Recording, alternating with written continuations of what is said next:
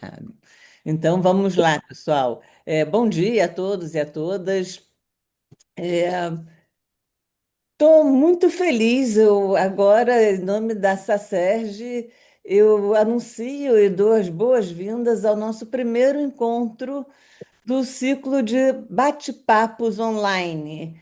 Hoje nós vamos falar sobre impactos do sistema jurídico do Terceiro Reich no direito penal contemporâneo. Vamos contar com os nossos palestrantes, o professor Cristiano Falque Fragoso e o professor Antônio Sérgio Altieri de Moraes Pitombo. E, como mediador, teremos o nosso Wallace Martins, que já está aqui conosco. Eu agradeço muito, em especial ao Cristiano e ao Pitombo, a presença de vocês, a generosidade intelectual de vocês por estar aqui hoje conosco. Esse encontro ele parte de uma convicção muito cara a essa Sérgio. Quando defendemos o Estado de Direito, nós precisamos estudar criticamente os desvios autoritários do passado e reconhecer os seus ecos no presente, que era exatamente isso que o nosso Cristiano e o Pitombo estávamos conversando um pouquinho antes de começarmos aqui a nossa gravação. É, Quando a gente compreende a política criminal do nazismo, a gente começa a identificar hoje, Fala, irmão, tudo bem? Bom dia, desde bom dia. hoje, Já vou te alguém falar. está com o microfone aqui ligado. A gente identifica nos dias de hoje uma proposta, né, ou propostas que acabam construindo a lógica do inimigo, são propostas que flexibilizam garantias, que corroem o princípio da presunção de inocência, enfim, são questões contra as quais a advocacia criminal se insurge, e exatamente por isso foi o primeiro tema que nós trouxemos aqui para o nosso ciclo de debates. Então, eu agradeço também a todos os que colaboraram, especialmente a nossa diretoria cultural, na pessoa da Ana Luísa de Sá Barbosa de Sá, que é a coordenadora desse ciclo, ao João Bernardo Capen, que além de colaborar também com os estudos, com tudo, nos cedeu aqui o Zoom, porque a gente teve problemas técnicos ontem.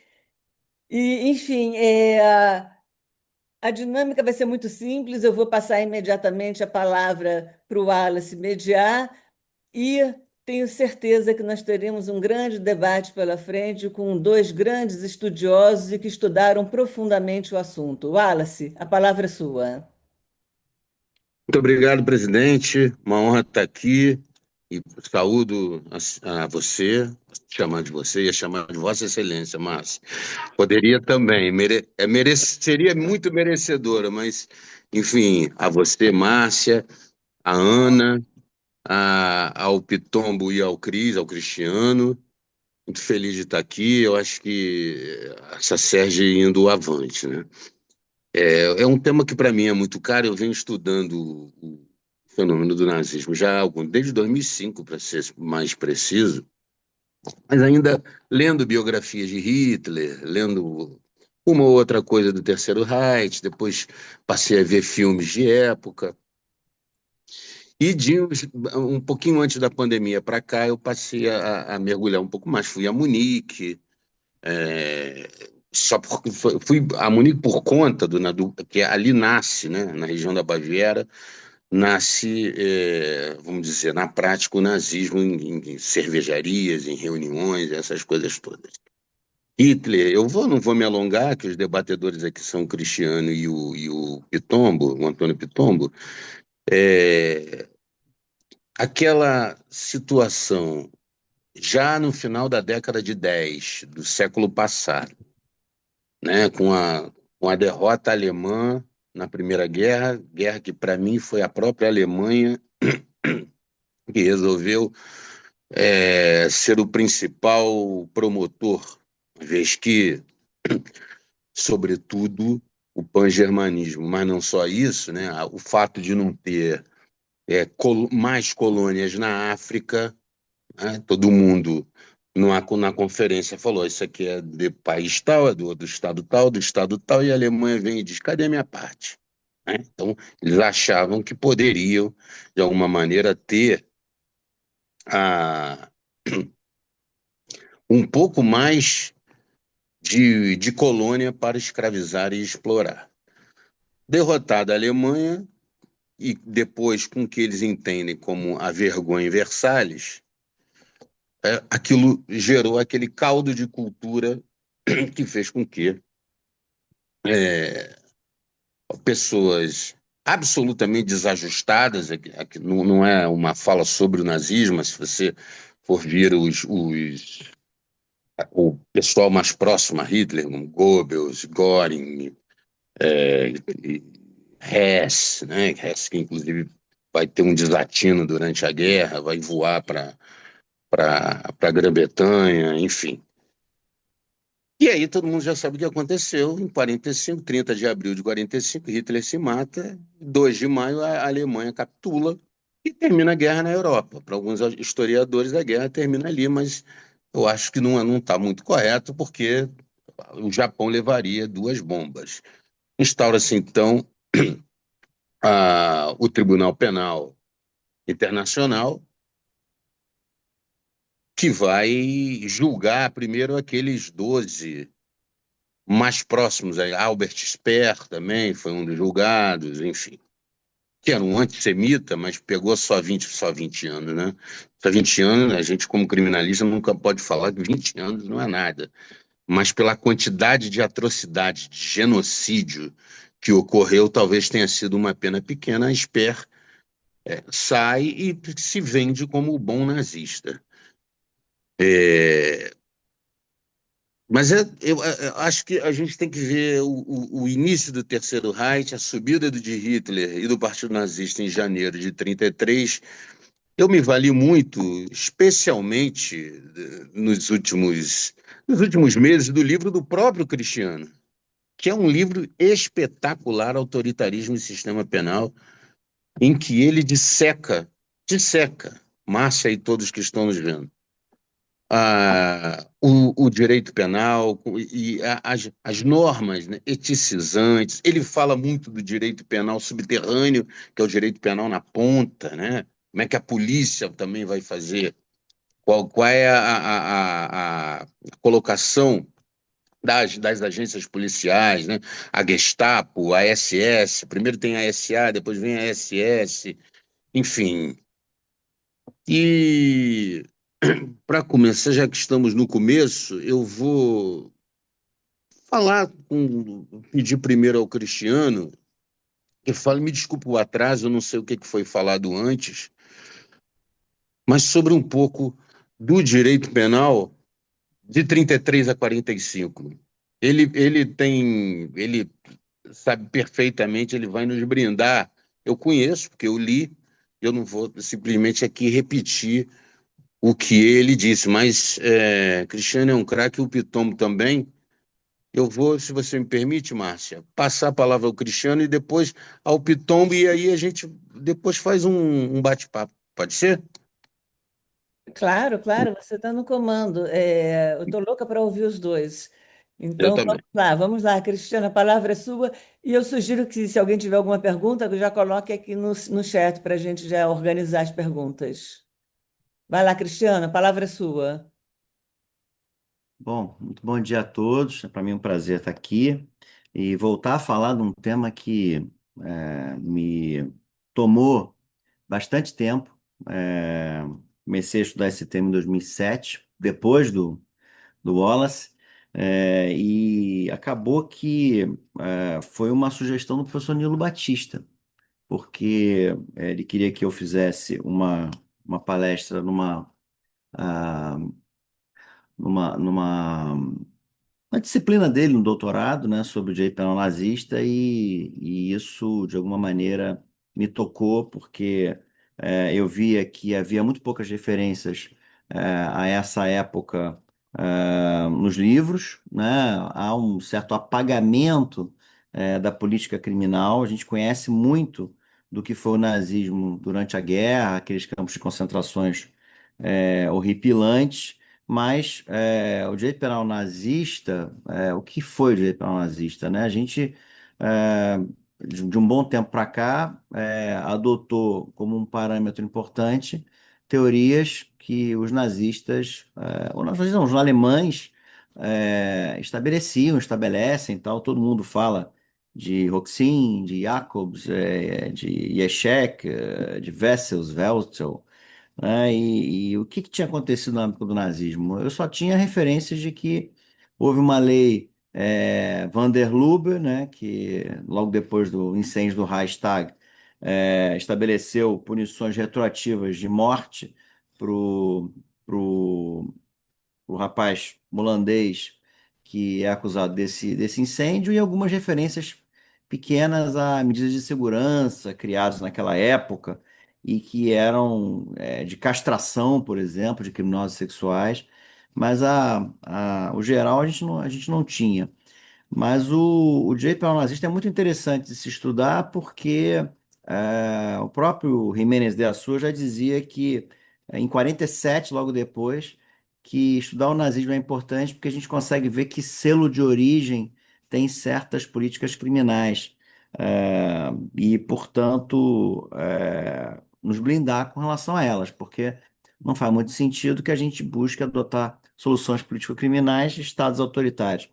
O direito penal nazista foi um direito penal do inimigo efetivo, né? Não foi uma discussão teórica, filosófica sobre o que seria um inimigo. Não. Estabeleceu-se que os inimigos eram judeus e outros estranhos à comunidade. Os judeus eram considerados pessoas que não se adequavam e não se entrosavam na sociedade, mantinham seus costumes, isso seria algo absolutamente inadmissível. E os judeus eram uma parte muito pequena da sociedade alemã, né? Mas eles estavam nos postos mais importantes, eram grandes banqueiros, grandes industriais, eram grandes cientistas, pessoas que tinham grande projeção. E eram, portanto, os bodes expiatórios perfeitos, além de já haver uma história de antissemitismo enorme, milenar. Então, o Hitler acabou indo atrás disso, né? Na verdade, Hitler não tinha nenhum tipo de guarida nos anos 20, né? O Partido Nazista tinha uma participação pífia, ínfima, no parlamento e só depois da desastrosa consequência da Bolsa de 29 para a economia alemã, que devia dinheiro aos americanos, vocês podem imaginar que eles devem ter querido receber. Se para o credor ficou ruim, você imagina para o devedor. Então, com isso, eles acabaram galvanizando as dificuldades lá sociais, econômicas, políticas, e eram grandes adversários dos comunistas. A direita, o centrão lá da época, preferiu se juntar aos nazistas, né, que pelo menos eram de direita, e não aos comunistas, obviamente, que pregavam fim de propriedade privada, fim de lucro de remessa de lucros de empresas, pregavam reforma agrária. Isso era impossível, né? Então, e aí Hitler conseguiu subir ao poder, depois de ter feito lá uma tentativa de golpe, mais ou menos uns 10 anos antes, e não ter conseguido. E a grande questão dos nazistas é que eles eram contra os ideais iluministas, os ideais de direitos individuais, eles manejavam certos conceitos que eram usados para tudo, né? Um dos conceitos principais é o conceito de comunidade do povo. É a ideia de que as pessoas não têm direitos individuais, elas têm deveres para com a comunidade do povo e, portanto, elas devem ser leais para com a comunidade do povo, e isso plasmava todo o direito. Isso, o direito trabalhista, o direito civil, o direito contratual, e o direito penal, especialmente, que era considerado um direito de luta e foi muito usado nesse sentido. Se eles eram contra qualquer tipo de direito do indivíduo, tudo que for para o poder punitivo que se calcasse uma proteção individual, evidentemente perdia qualquer tipo de sustentação. O primeiro alvo foi o princípio da legalidade, né? Então, se permitiam leis retroativas, permitiam-se leis que pudessem permitir analogia.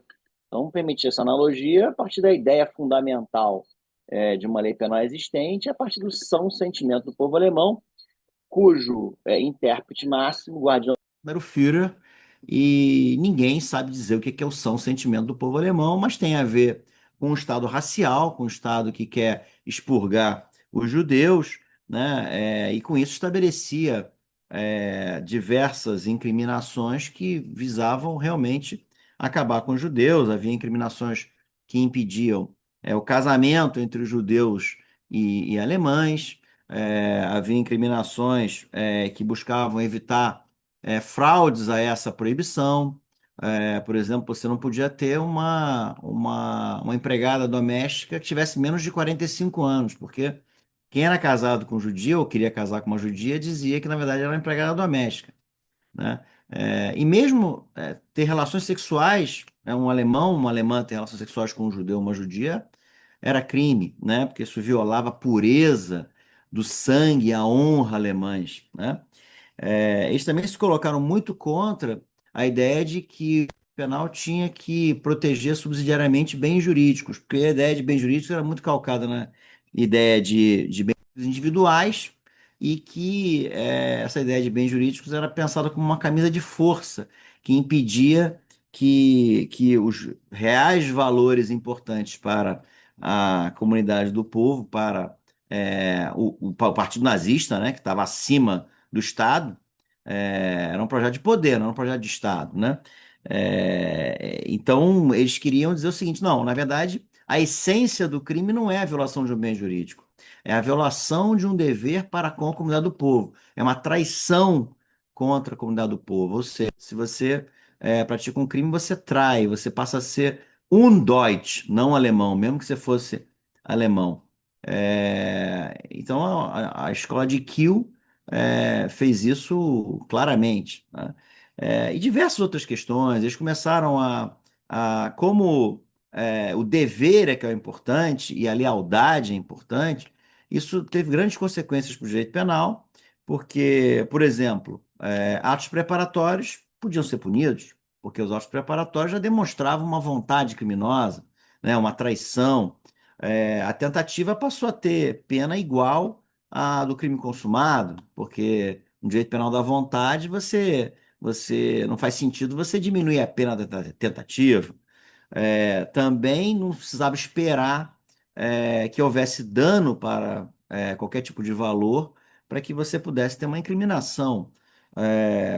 Os crimes começaram a ser escritos, a técnica legislativa passou a ser de crimes de perigo, uma grande profusão de crimes de perigo, perigo abstrato, perigo concreto, mas não se exigia o dano. E com penas altas, muito equiparáveis aos crimes de dano.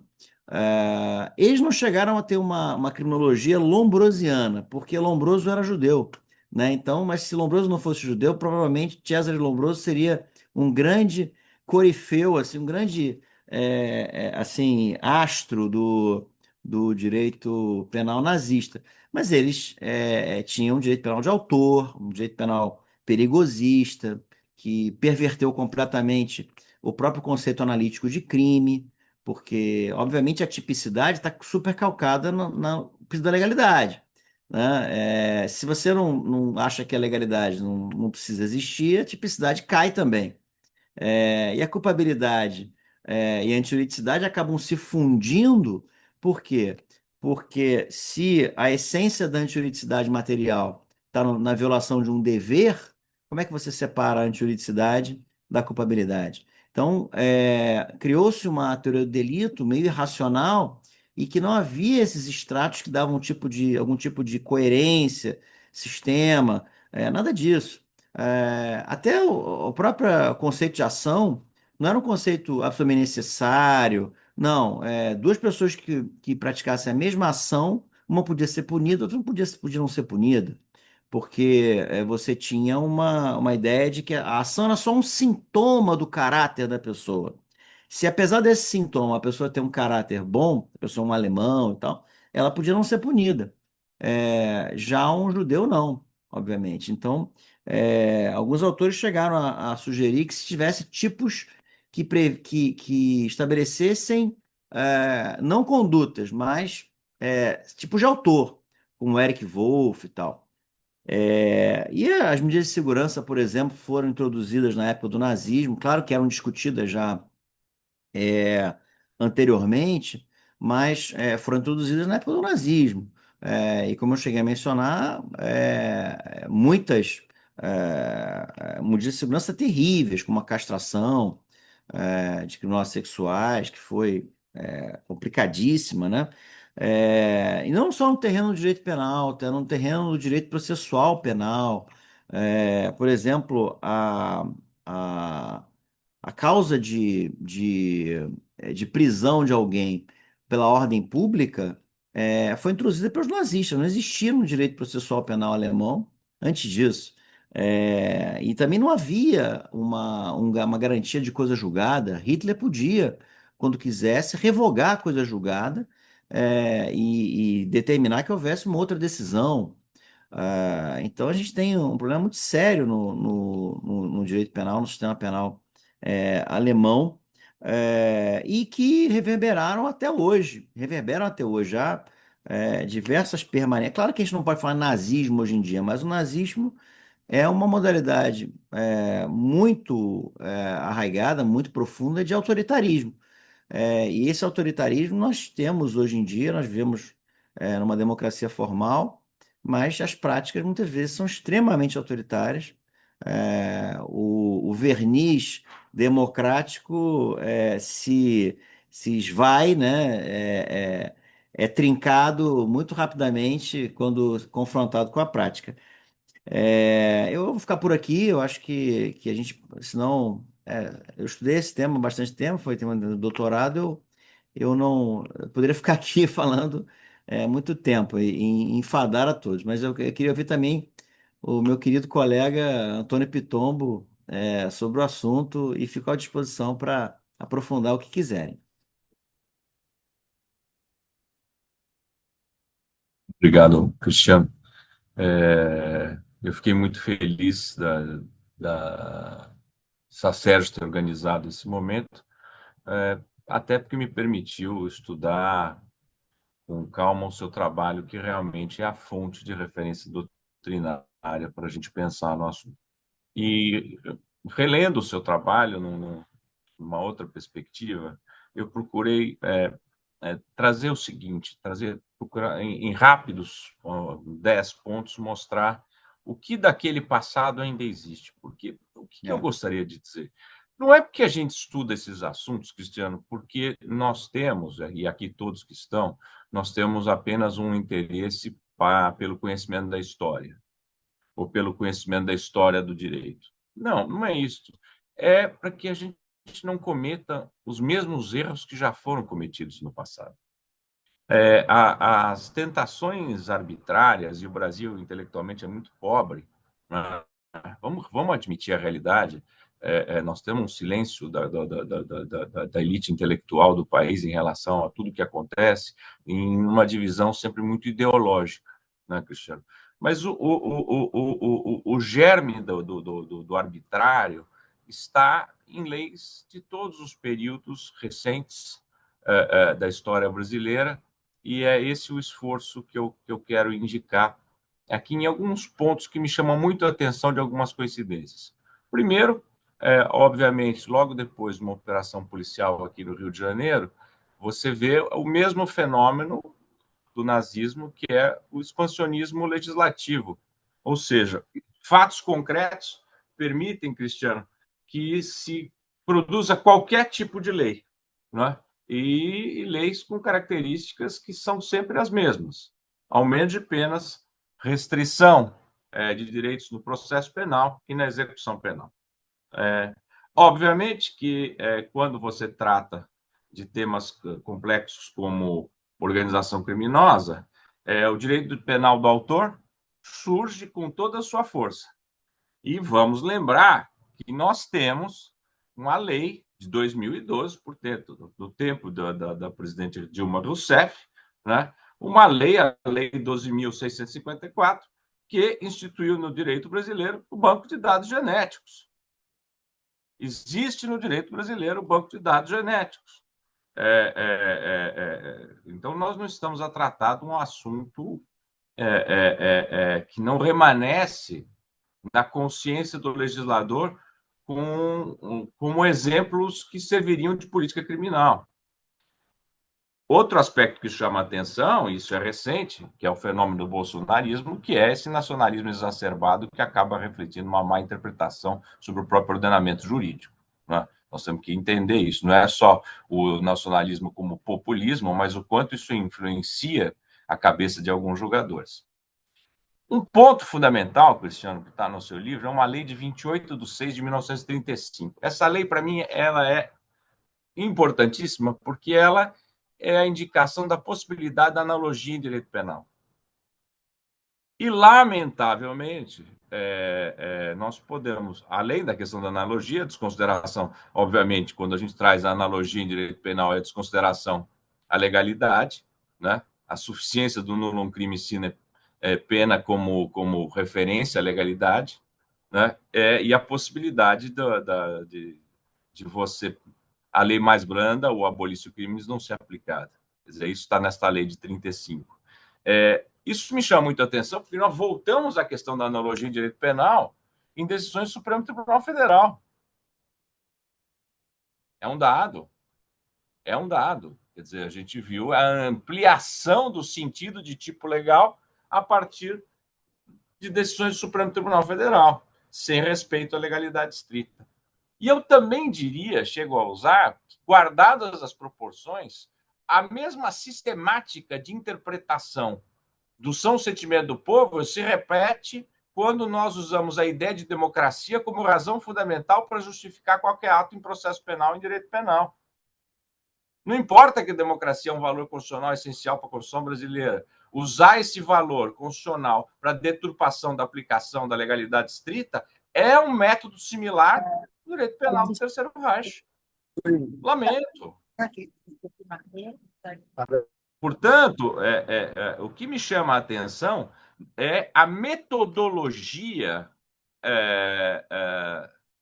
desse direito penal ainda encontrar no direito brasileiro contemporâneo espaço para similitudes.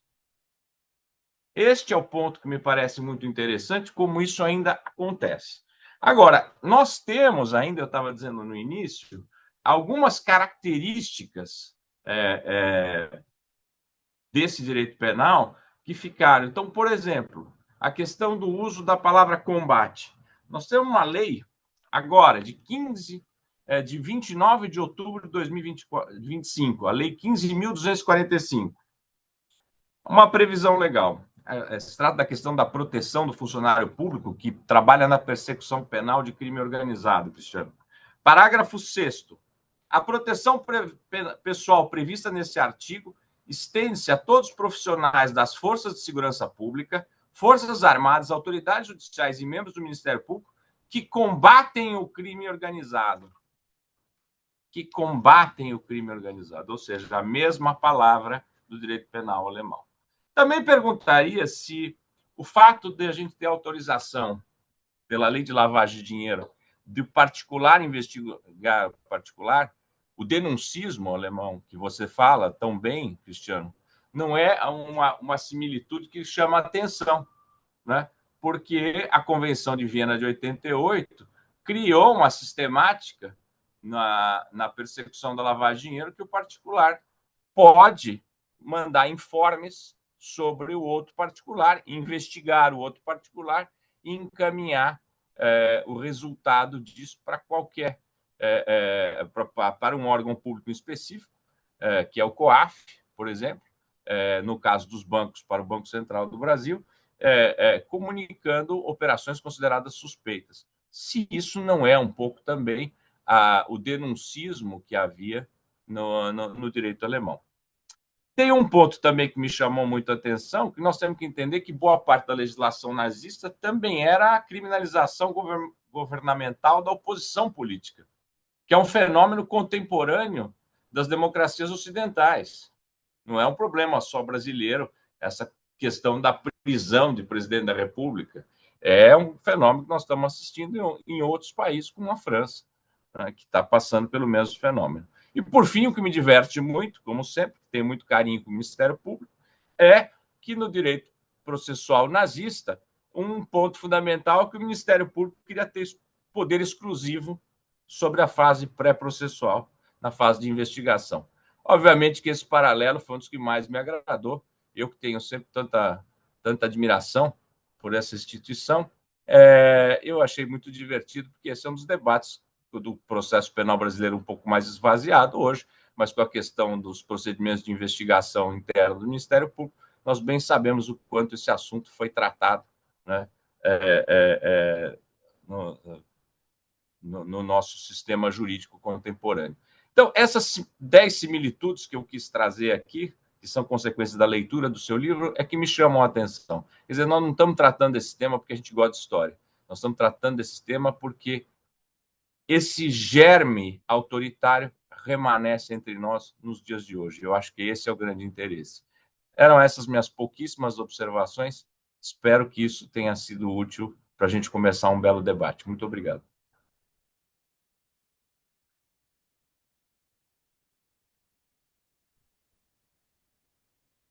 Márcia está por aí? Ou eu volto daqui? Não, estou por aqui, mas a mediação é sua. Eu queria aproveitar que você me tocou no meu nome, porque eu adorei as duas introduções, foram sensacionais. O Cristiano dando para a gente uma noção histórica do período, sob o aspecto do direito penal em especial, e o Pitombo trazendo a preocupação, que eu coloquei logo no início, de que a gente tem que falar sobre isso para que não se repita. Nós temos que ter esses cuidados, né? E eu acho muito importante que a gente tenha isso como um alerta, porque, como o Pitombo muito bem colocou, nós temos algumas legislações e alguns comportamentos institucionais, como o Ministério Público, por exemplo, que estão tendendo, né, seguindo esse modelo, que é um modelo tão perigoso. Então, estou adorando o debate. Wallace, pode dar continuidade aí. O Márcio pediu a palavra. Opa, Mas é um prazer. é, é É um prazer. uma colocação rápida aqui. Eu estou participando de um evento aqui em Roma sobre fascismo. Houve uma séria manifestação essa manhã aqui, pública, aqui na Universidade de Roma e nos arredores, sobre fascismo, exatamente como está crescendo na Itália, sobretudo, aqui na região da Toscana, sobretudo. E Roma, demais. Como se está discutindo direito aqui, com novas regras, um novo fascismo que não é chamado, um novo fascismo. Desculpa, eu estou sendo chamado aqui. Gostei muito de ouvir a parte que o Pitombo colocou agora ao final. A pena que não pude ver todo o debate, mas vou tentar assistir ainda hoje, gravado, se for aberto no YouTube. Será? Será sim. Será? Daqui a pouco a gente vai subir essa gravação para o YouTube. Ok, obrigado, gente. Márcia, eu penso que mais alguém pediu a palavra. Ou não? Ô, Márcio, eu estou lendo exatamente agora um livro aqui chamado A Criminalidade no Brasil, Meio Milênio de Repressão. Isso te lembra alguma coisa? Me lembra sim. Do Me Virgílio lembra sim. Donite. Esse livro Me do pai lembra. é Meu querido pai. uma joia. É muito legal. Eu nunca tinha Que lido bom. e estou com ele agora aqui na minha cabeceira. Que maravilha, que bom. Pois é, Obrigado. muito legal. Parabéns pelo escrito do teu pai. Muito bom. Muita saudade dele. Eu sei, amigão do Heleno, né? Sei disso. É verdade. Ô, Márcio, muito obrigado pela intervenção. Não sei se eu estou com o mudo ativado ou eu estou sendo ouvido. Estou sendo ouvido? Está sendo ouvido. Obrigado, obrigado. Bom, Vamos agora seguir aqui. Fiz uma. Talvez eu faça algumas perguntas aqui para o Cristiano e para o Pitombo, colocando durante esse período, né, de 33 a 45, o Cristiano colocou bem a Bolsa de 29, arrasou com a Alemanha, arrasou com o mundo, né? Mas a Alemanha, que tomava empréstimos em função da derrota na Primeira Guerra, acabou que aquilo tenha gerado um caldo de cultura para populistas. O anti-intelectualismo é uma coisa que tem que ser colocada, né? Os próceres, mas eu esqueci de citar outros aqui, Himmler e todos eles, todo esse pessoal que orbitava o Führer. O Cristiano coloca bem no livro dele a questão, e isso eu gostaria de deixar perguntado, se a lei, se em decorrência do são sentimento do povo alemão, na verdade, era centralizada na pessoa do Hitler, de Adolf Hitler, porque Hitler tinha, inclusive, às vezes ele tomava conhecimento de determinados crimes pelo jornal. Às vezes os tribunais absolviam determinada pessoa e Hitler pedia simplesmente que a pessoa fosse executada. No tribunal também do Roland Freisler, eu gostaria de ser corrigido, porque eu não falo alemão, em que ele, de forma histriônica, condenava pessoas à morte por delitos, não seriam nem delitos, mas que em função também do seu sentimento, que é uma questão que a gente tem que colocar sempre à baila, mas eu dizia que, disse isso tudo, na verdade, para dizer outra coisa, eu dizia que havia desajustados próximos a Hitler, mas havia intelectuais também, e havia penalistas. O primeiro deles é o Mesger, que já mereceu um livro traduzido para o português pela Lumen, do Munhoz Conde, sobre a participação dele no nazismo. Carl Schmitt, que não era penalista, mas era um intelectual,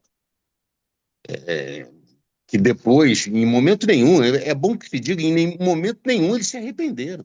Eles viveram a vida deles sem dizer, olha, eu estava errado. Continuaram vivendo do terceiro julgamento de Nuremberg, que o primeiro é daqueles 12 principais, o terceiro é de alguns juristas. Eles não foram submetidos a julgamento. E aí eu falo, Pitombo e Cristiano.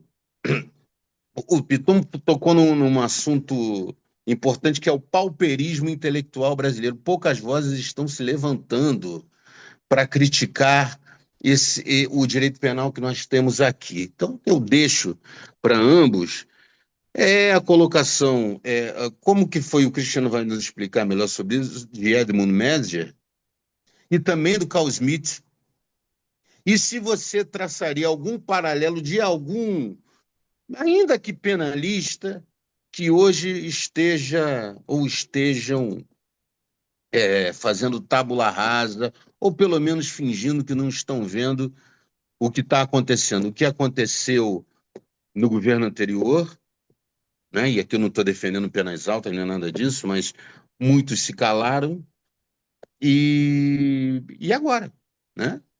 Algumas pessoas, inclusive, estão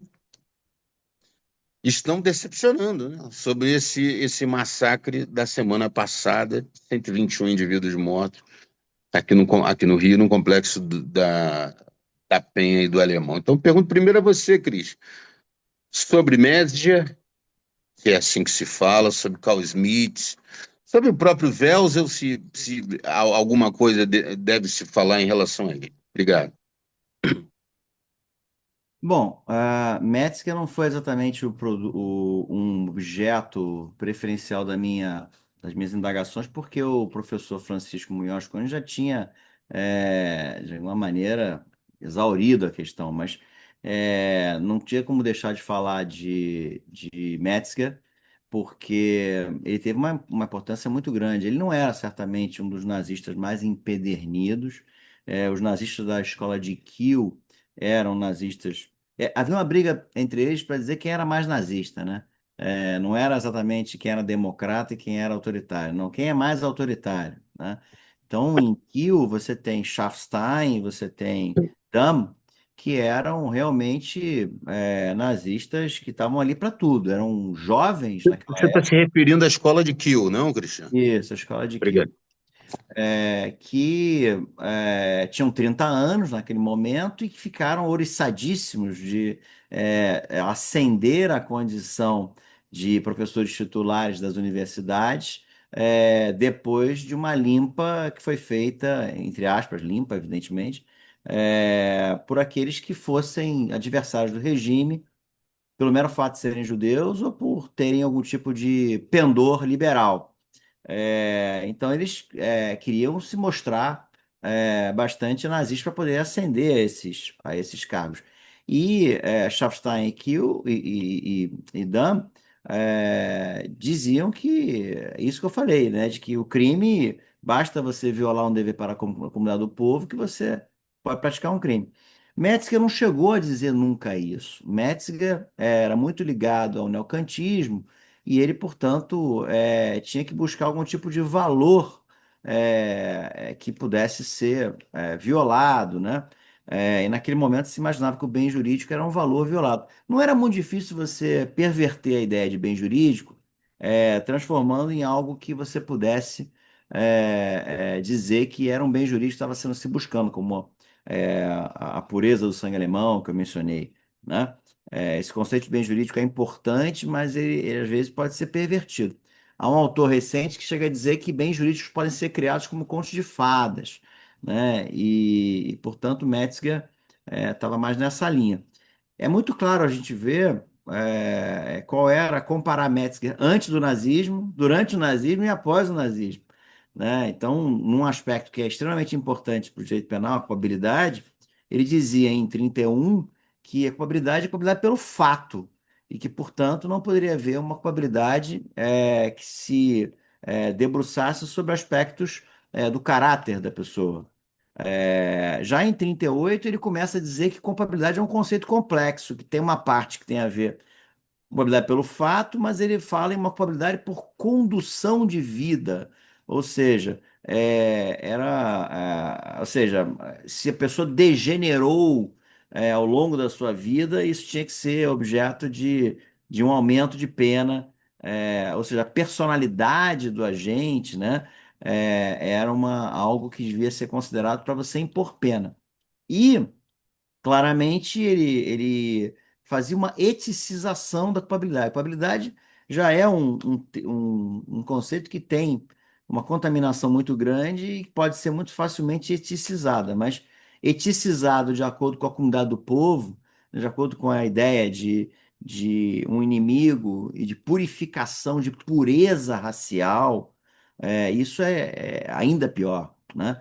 Então, ele admite isso. Então, você tinha lá leis de criminosos habituais que estabeleciam aumentos de pena enormes por conta disso e tal. E ele admitiu isso. Ele disse que isso era ferido de acordo com os estereótipos, de acordo com o que era interessante para o próprio regime. Ou seja, a culpabilidade passou a ser um substitutivo ou ser muito contaminada pelo aspecto de periculosidade, que não deveria haver, né? Não deveria existir. Ninguém pode receber pena por periculosidade, né? A culpabilidade é a medida da pena. Então, e depois que Metzger não foi julgado, né, pelo Nuremberg, como todos sabemos, continuou vivendo, sendo. E o problema é que ele já, quando Hitler sobe ao poder, ele já não era um jovenzinho, né? Ele não era um garoto ali que estava querendo ascender e ser visto, né? Ele já era um homem de 50 anos, né? Ou seja, já era um homem maduro, que podia ter consciência, já era um professor da Universidade de Munique, e não precisava querer agradar o poder, né? Enormemente. Então, ele tem mais responsabilidade, na minha modesta opinião. Mas quando ele sai, quando acaba, passa-se na Alemanha um processo de desnazificação. Aí some do livro dele qualquer referência a livros que ele tinha escrito naquele momento, ou teorias que ele adotou. Ele passa a querer se esconder, obviamente, né? Porque ele tinha passado por um triz de ser retirado da universidade, de receber sanções, e ele tinha que manter um silêncio, né, sobre o assunto. O que realmente o Pitombo falou em relação ao que permanece hoje, isso é que é muito interessante. Eu não estudei nazismo, embora eu tivesse até razões pessoais, porque meu avô materno era judeu e chegou aí a um campo de concentração, eu era muito ligado a ele, isso certamente me inspirou em estudar o nazismo proximamente. Mas, na verdade, é a gente estudar o que está acontecendo hoje, né? Porque o direito penal brasileiro é um direito penal profundamente autoritário no que toca à prática. Não há uma honestidade intelectual dos autoritários em escrever o que eles acham que deveria ser. A gente conhece muitos autores que escrevem de modo liberal, mas a prática é completamente autoritária, né? A gente tem uma expansão muito grande do direito penal, um bis in idem em muitos casos, em que você tem ilícitos penais que são o conteúdo do injusto é igual ao conteúdo do injusto do ilícito administrativo, sem tirar nem pôr. Ou seja, o direito penal deixa de ser a última ratio, passa a ser a prima ratio em diversos casos. O direito penal passa a ser uma ética substitutiva, já que ninguém tem ética, vamos usar o direito penal para impor a ética. A ideia de bem jurídico se evola, perde qualquer substância, passa a ser a ideia de ordem, ou então um bem jurídico que tem uma pretensão de completude, que não é fragmentário, como, por exemplo, o sistema financeiro, né, a ordem tributária. Isso não pode ser bem jurídico. Isso não é algo que possa ter qualquer tipo de capacidade crítica na criação de delitos ou na interpretação de delitos. Então, esse é um grande problema. Nós vivemos uma sociedade de controle também, uma sociedade em que não é à toa que Foucault falava em vigiar e punir, e não punir e vigiar. O poder de vigiar é muito mais disseminado, muito mais existente. Há um discurso de segurança pública que busca é, é, certos órgãos incutir o medo na sociedade. O medo passa a ser um motor da política criminal. A gente passa a ter um terreno fértil para que se admita um uso de poder exacerbado, um populismo punitivo, políticos de todos os espectros, da direita à esquerda, direita penal, esquerda punitiva, usam politicamente esse medo e o crime para obter apoio popular e para obter dividendos eleitorais. A mídia muitas vezes cria inimigos da hora, o traficante, o corrupto, o pedófilo, normaliza o autoritarismo à exceção, permite que haja interpretações criativas que contornam garantias, há uma erosão clara do princípio da legalidade, uma dicotomia entre cidadão e inimigo que justifica uma violação de direitos fundamentais. Você julga a pessoa pelo que ela é, não pelo que ela fez, uma lógica de repressão de autor, né? E o direito penal, o autoritarismo no sistema penal brasileiro não é uma anomalia, é um modo de operação do sistema penal, né? As leis, instituições e discursos funcionam em harmonia para produzir exclusão e legitimar a violência. O desafio que nós temos é repolitizar de alguma maneira esse aspecto, porque não dá para excluir, porque as teorias são políticas, neutralidade é ilusória e que conter poder punitivo e racionalizar científica, a gente tem que ter uma vigilância crítica constante. Eu, por exemplo, nesse momento, estava comentando antes da gente começar a gravar, estou extremamente impressionado com o fato de que a nossa definição de dolo eventual. Busquem um livro do Nelson Hungria. Nelson Hungria não foi Metzger, e assim como diz o professor Nilo Batista, Getúlio não foi Hitler, né? Mas, lamentavelmente, houve um deslize claro de Nelson Hungria, porque eu tenho uma admiração enorme, parece um Machado de Assis, jurista, né? Escreve maravilhosamente, era um grande polemista, não há dúvida, e conteve muitos dos abusos que poderiam ter sido realizados e dos excessos do projeto Alcântara Machado, que inspirou a comissão revisora do Código Penal. Mas me parece que é um deslize claro, porque não havia uma definição de dolo eventual no Código de 1890, e Nelson Hungria, confessadamente, foi buscar essa definição num projeto de Código Penal do nazismo, que usava uma expressão chamada Inkaufnehmen, que quer dizer tomar na compra, que é a ideia de que você, quando está comprando uma grande quantidade de produtos, especialmente perecíveis, você assume que podem vir alguns já estragados, né? Então, essa é a ideia literal do que seja Inkaufnehmen. E tem um sentido figurado, que é a ideia de que você assume certos riscos que você, na verdade, não os quer, mas você assume. E essa Inkaufnehmen, que o Nelson Hungria traduziu como estar consciente do risco, ele colocou não estar consciente do risco, mas ele botou assumir o risco de produzir o resultado, né? Que ele acha que seria uma coisa mais restritiva. Mas não me parece que é mais restritivo. Porque você, quando você está consciente do risco, mas você age, pode-se dizer que você assume o risco de produzir o resultado. Todos os nossos grandes juristas tentam dar a essa ideia de assumir o risco um sentido forte, no sentido de assumir, no sentido de aceitar, de aprovar, de consentir. Mas não é o que não é o que está nas possibilidades semânticas dessa expressão assumir o risco. Assumir o risco claramente permite que se faça uma interpretação que avança sobre uma culpa consciente ou até uma culpa inconsciente, mas certamente casos de culpa grave estão colocados dentro do dolo eventual.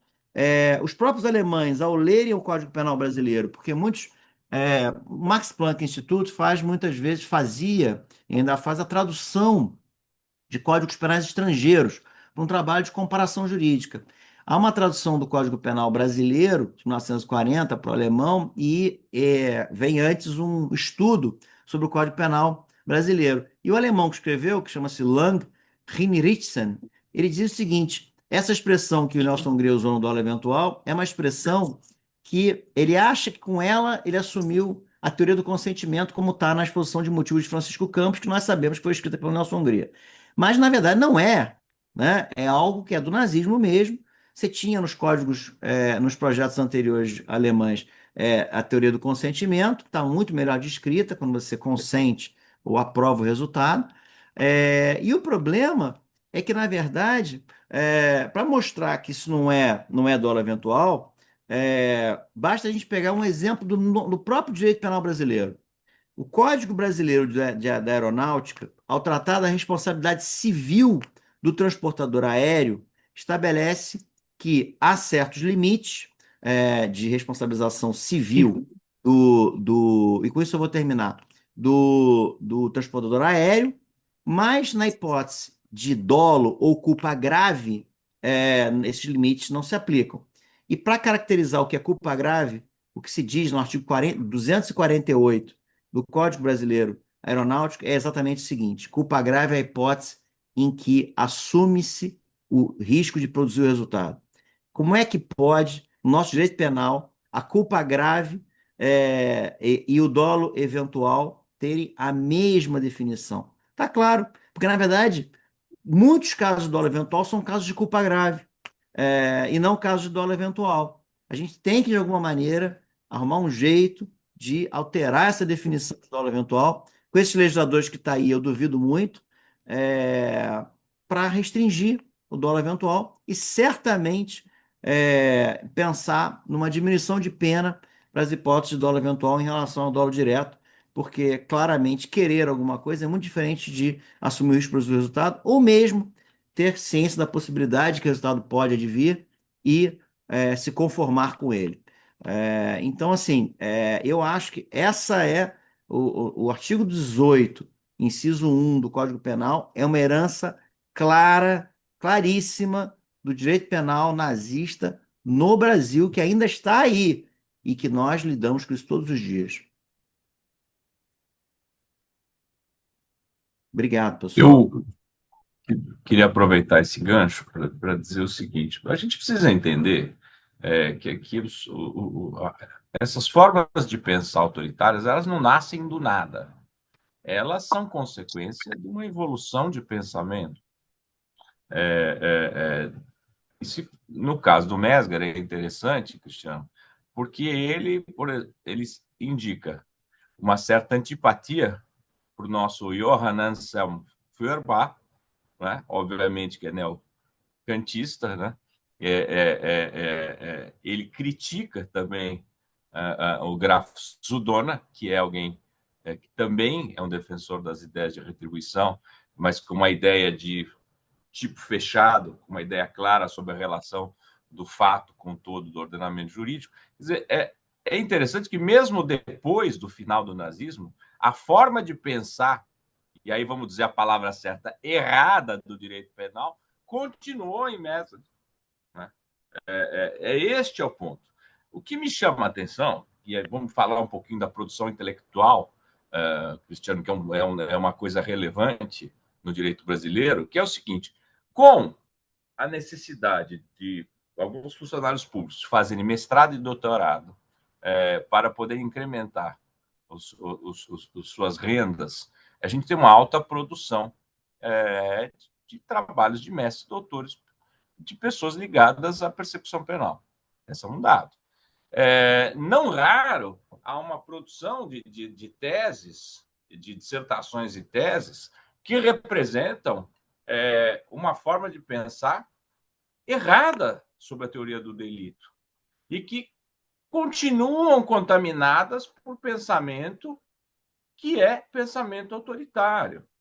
Quando a gente vai no germe, por isso que o teu trabalho é importante, Cristiano, e quando a gente vai no germe do pensamento do jurídico do Terceiro Reich, o Wallace fez uma observação interessante, por exemplo, sobre Carl Schmitt, que é um jurista importante dentro do direito constitucional. O problema do Carl Schmitt é que ele aceitava que a palavra do Führer representava o sentido do são sentimento do povo concreto.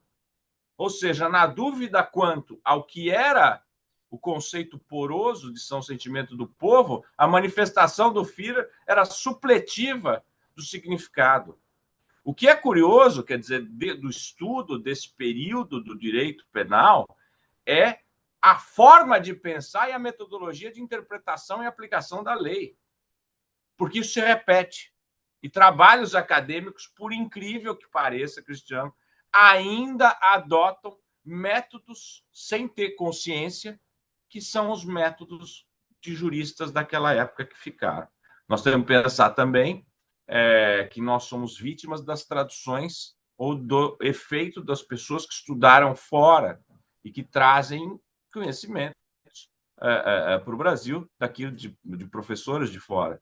Cá entre nós tivemos, Cristiano, uma aceitação na comunidade acadêmica recente das ideias de Jacobs, que, em parcela relevante, fazia uma distinção que é muito grave, que é entre nós e os outros. Essa forma de pensar, essa diferença, quando eu penso entre nós e os outros, é claramente um germe de pensamento autoritário e, como disse o Wallace, claramente é o que a gente encontra no direito penal do Terceiro Reich, não só em relação aos judeus, mas a todos aqueles que não correspondiam aos valores do são sentimento do povo da comunidade. Obviamente, conceitos extremos que não tinham só a ver com sangue, mas de comportamentos que não correspondiam ao interesse do poder, né? Antes de mais nada. Uma última palavra, Cristiano, você fez uma observação interessante sobre o Nelson Hungria e o projeto Alcântara Machado. Nós temos que pensar que a própria questão da quadrilha ou bando, né, nasce no projeto Alcântara Machado. Isso não existia no direito brasileiro. E por que se queria tanto? Desde a década também não se fala muito, a gente esconde a ditadura Vargas, como esconde o Tribunal de Segurança Nacional, né? É uma matéria que não se ensina nem na escola. Vamos lembrar que isso não se ensina nem na escola, o que foi o Tribunal de Segurança Nacional, né? A gente lembra um pouco disso quando vai ler por exemplo, o que o Evandro Lins e Silva narra sobre a sua atuação no Tribunal de Segurança Nacional, o que ele passava de arbítrio perante esse tribunal, que é um tribunal de exceção, que foi criado por Getúlio Vargas. Mas o que eu quero dizer? Estas ideias ficaram no direito brasileiro. Essas ideias de criação de crimes associativos para serem usados contra os inimigos, desde o Código Penal de 1890, sempre houve muita pressão sobre isso. Isso estava no projeto da Alcântara Machado e acabou culminando no Código 40, na quadrilha Ubando. Não preciso dizer o que a ideia de organização criminosa é uma extensão dessa ideia dos crimes associativos com uma ideia intrínseca, com uma noção intrínseca de direito penal do autor, com violações claras à nossa metodologia, digo nós, como advogados e como pessoas vinculadas a um direito penal de princípios constitucionais, um direito penal vinculado à legalidade estrita, que permite com que a gente busque evitar a arbitrariedade nos julgamentos concretos. E cá entre nós todos estamos aqui para isso.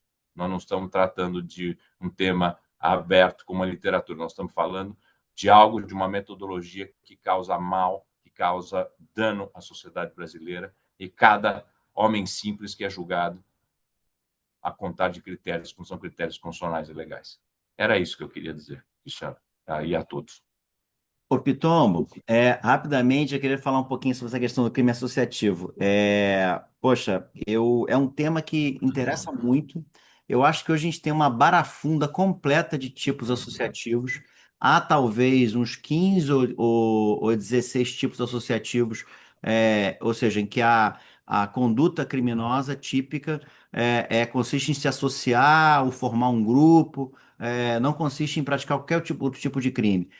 E há uma dificuldade muito grande, diversa, né? Diversa ordem, porque há uma desproporcionalidade completa entre as penas, né, que são estabelecidas, porque a gente tem milícia privada, a gente tem organização criminosa, a gente tem associação criminosa, a gente tem crime de associação lá para o terrorismo, associação para lavagem de dinheiro, O tráfico. para genocídio, para o tráfico. Agora tem essa conspiração que foi criada agora há pouco tempo, né?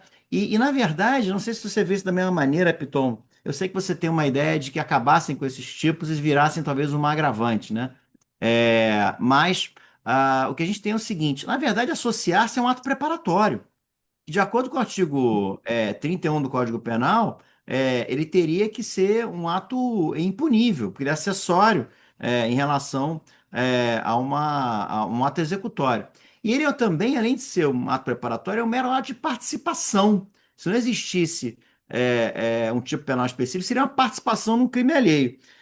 Mas a gente consegue compreender também que atuar de maneira associada é algo que gera muito mais perigo para o bem jurídico do que você atuar sozinho. E isso está demonstrado claramente pelo fato que nós temos aí causas de aumento de pena ou qualificadoras que estão relacionadas com o concurso de agentes.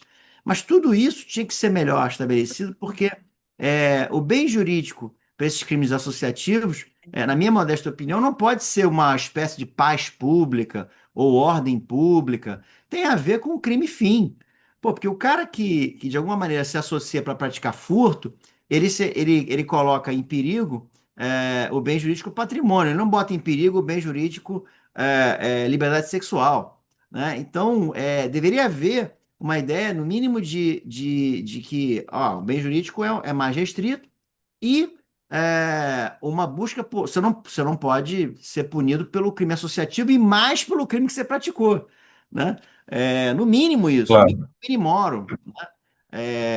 Mas, assim, acho que a gente não consegue, no momento atual, Mas, impedir isso, né? não, você sabe que, vamos lá, eu acho que a gente tem que ser sempre otimista. Esse é o meu trabalho de doutorado, que você conhece, que eu defendo sim, acabar com todos os crimes associativos no direito brasileiro. Esse é um fracasso, esse meu trabalho, Cristiano, é um fracasso absoluto. Na sorte que eu passei no doutorado, porque a pesquisa era bem feita, mas o grau de concordância foi muito baixa. né? Mas o meu também é um fracasso, né? Porque continuam fazendo e até aprofundando, né? Exato, né? Não tem a menor relevância isso, né? Eu fiquei muito feliz porque, tempos depois, eu encontrei um professor italiano, onde tá em Roma, tem um professor, né, extraordinário, que tem um livro que eu adoro, que se chama Perenne Emergenza, que é o Sérgio Motta, Sim, que tem a mesma opinião que nós temos sobre a possibilidade de acabar com os crimes associativos. Mas por que isso? Na verdade, os crimes associativos, Cristiano, eles são uma invenção de Napoleão Bonaparte, né? A sistematização dos crimes associativos nasce no Code, né? Por quê? Porque o Napoleão precisava resolver a bagunça que estava acontecendo na França pós-Revolução Francesa. E aquilo era um instrumento extraordinário para perseguir os inimigos, claro. né? Porque a ideia do crime associativo é o perigo intrínseco da associação. Muito bem, isso vai sendo aprimorado, mais bem lapidado pela escola positiva. Tanto que a gente tem um ditado italiano que todo mundo conhece, que é La unione fa la forza. A união faz a força. A ideia da escola positiva, que incrementa isso e vem influenciar o direito brasileiro, é a necessidade de punir a mera associação, o que é um problema, Cristiano, porque se a gente abre a Constituição da República, a associação é um direito individual. É, Aí você tem que incrementar o tipo para dizer o claro. seguinte: não, mas se associou para o fim de. Bom, aí você já caiu numa subjetividade tremenda que permite a aplicação desses tipos de forma indiscriminada. Agora, o que é importante dizer é o seguinte: esses tipos são um fracasso, porque eles são tipos de perigo que deveriam ser aplicados antes do cometimento da infração penal. Claro. Isso é o que defende a origem no Código Napoleônico, e é isso que a escola positiva queria, porque isso é perfeito para o pensamento da escola positiva, porque a ideia é do perigo, né? Aquele tipo de pessoa se associou, nós temos que agir, o Estado tem que agir e já tem que impedir que eles pratiquem qualquer conduta. Muito bem. Isso fracassou no direito brasileiro. A quadrilha ou bando é a muleta do acusador público. Quando eles não têm muito o que acusar, eles acusam do crime.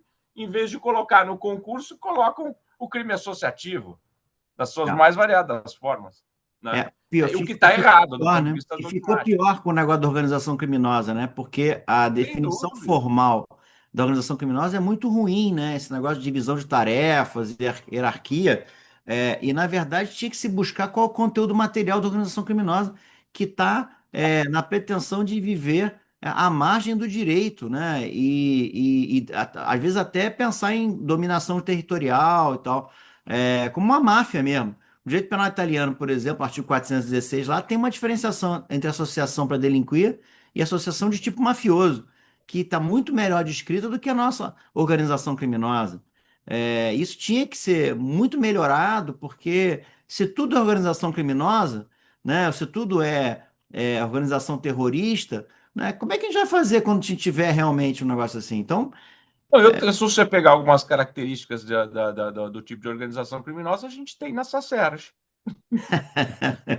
Ué, mas é esse o ponto, né? A é, extrapolação, o problema desses tipos, você transforma quando você vai acusar crimes econômicos, Cristiano, você vê a extrapolação de sempre acrescentar um crime associativo, o que é uma barbaridade, porque do ponto de vista numérico, é natural que se preencha uma das características do tipo, do ponto de vista de hierarquia, é natural que se preencha algumas características do tipo, etc, etc, etc.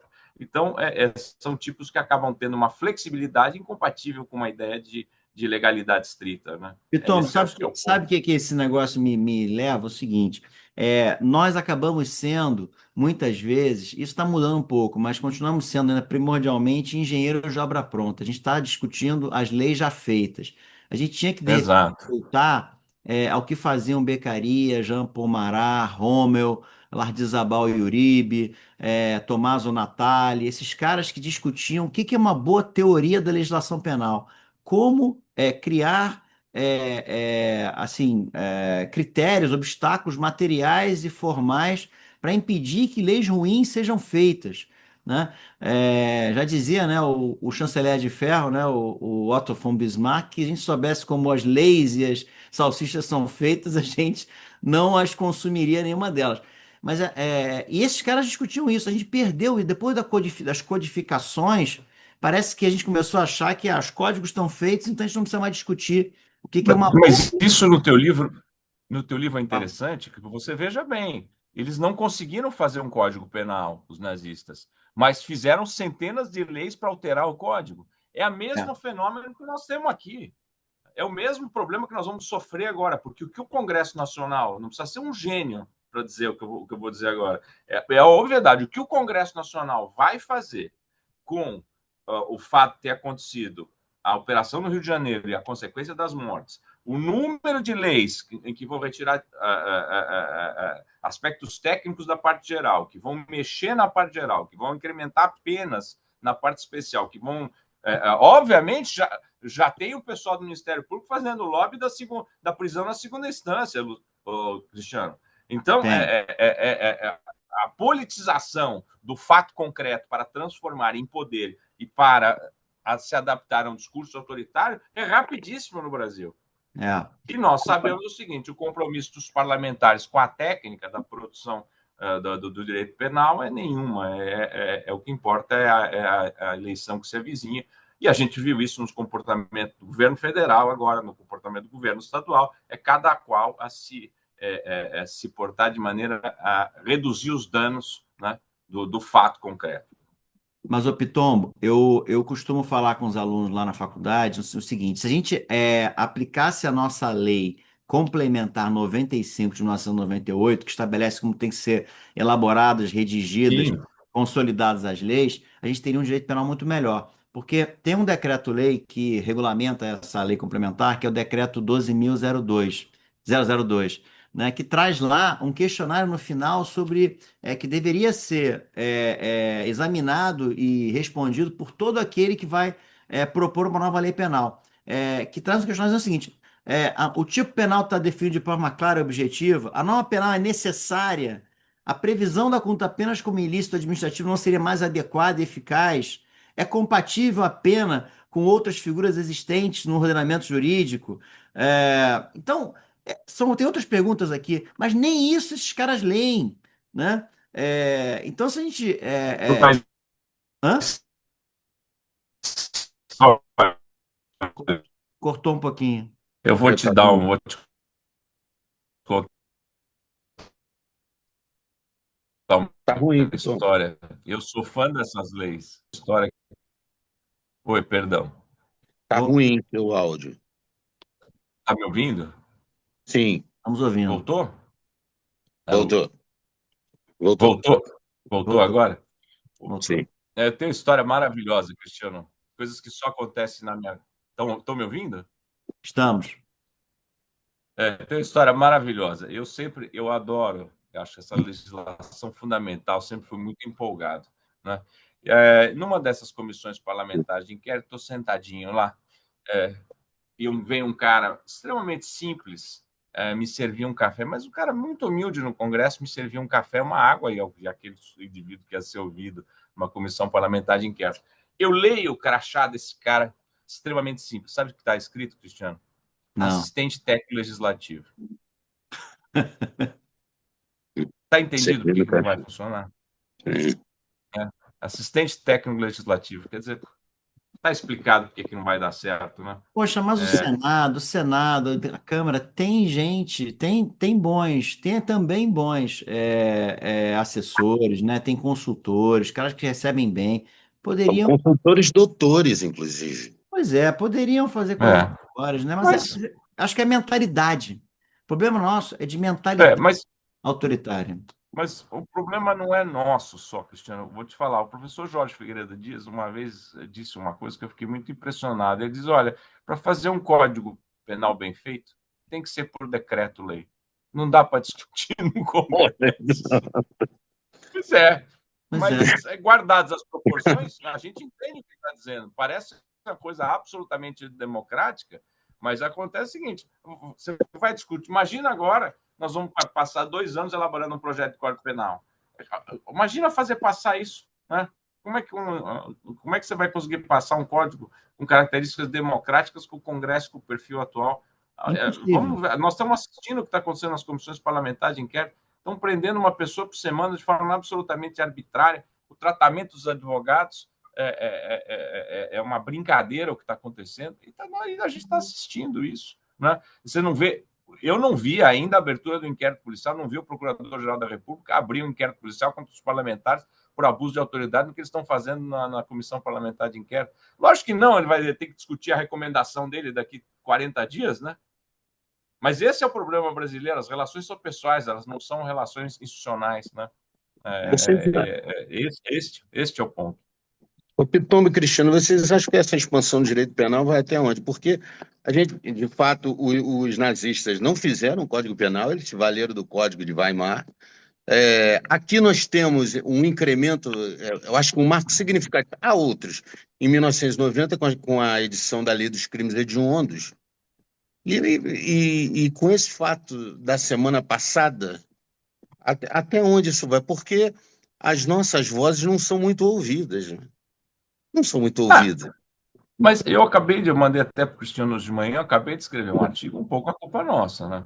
Um pouco a culpa Sim. nossa, porque a gente não influencia quanto a gente deveria a sociedade civil entender que os problemas de segurança pública são problemas de política criminal. E quando a gente vai eleger um presidente da República, um governador do Estado, a gente não pergunta qual a política criminal que o senhor propõe.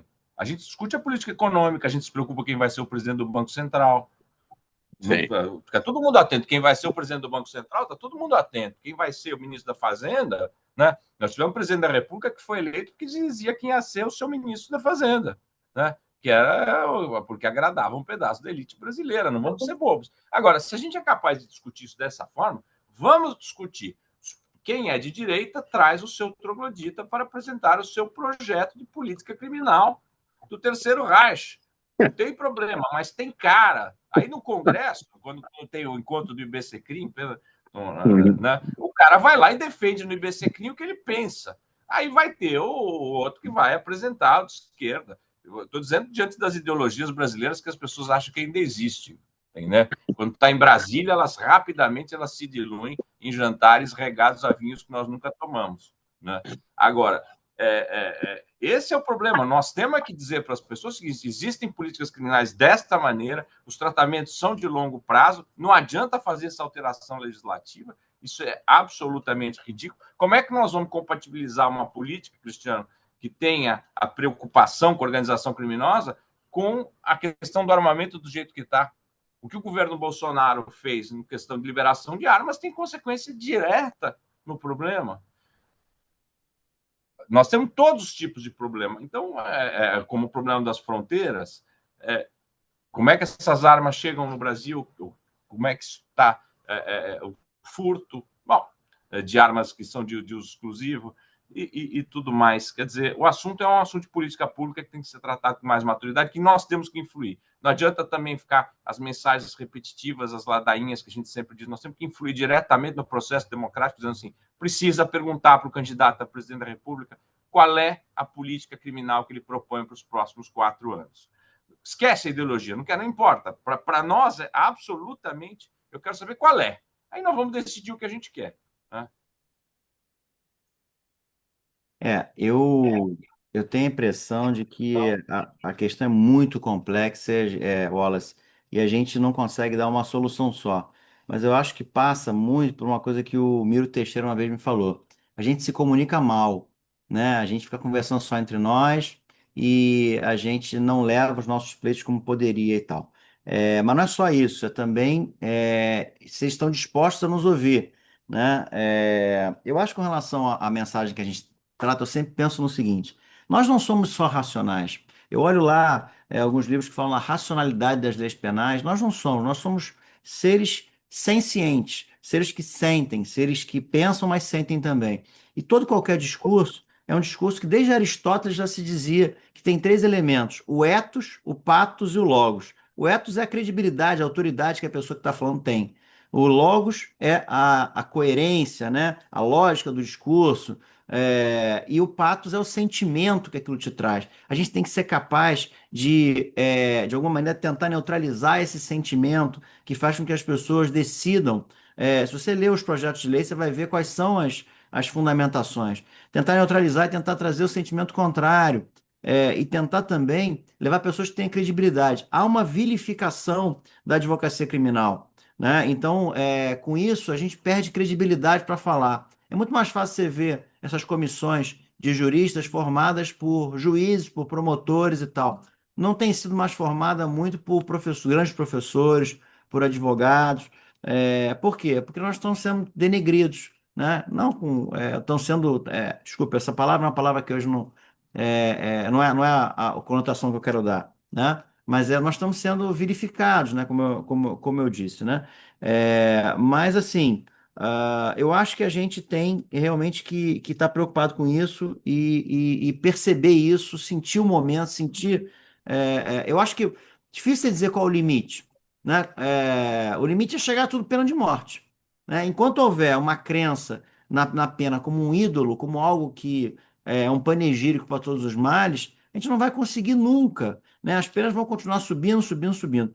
E dizem que nós estamos querendo passar a mão na cabeça de pessoas criminosas. Nada ao contrário. Porque se nós fôssemos cínicos, quanto maior a pena, melhor para o advogado, né? Quanto mais difícil a acusação, quanto maior a pena, mais você pode cobrar honorários, entre aspas, não é verdade? Então, quando a gente está dizendo que a pena não vai resolver, a gente está falando de maneira altruísta, porque apesar de isso eventualmente nos beneficiar, a gente tem noção de que isso só traz sofrimento, que isso não traz solução, e de que todos os grandes problemas que de alguma maneira tocam o direito penal e que são por ele tratados, não são resolvidos pelo direito penal, pelo poder punitivo. Eles se dissolvem de alguma maneira, são resolvidos os conflitos são resolvidos em outros pontos. O Pitombo sempre fala uma coisa que eu já ouvi muito também do Arnaldo Malheiros.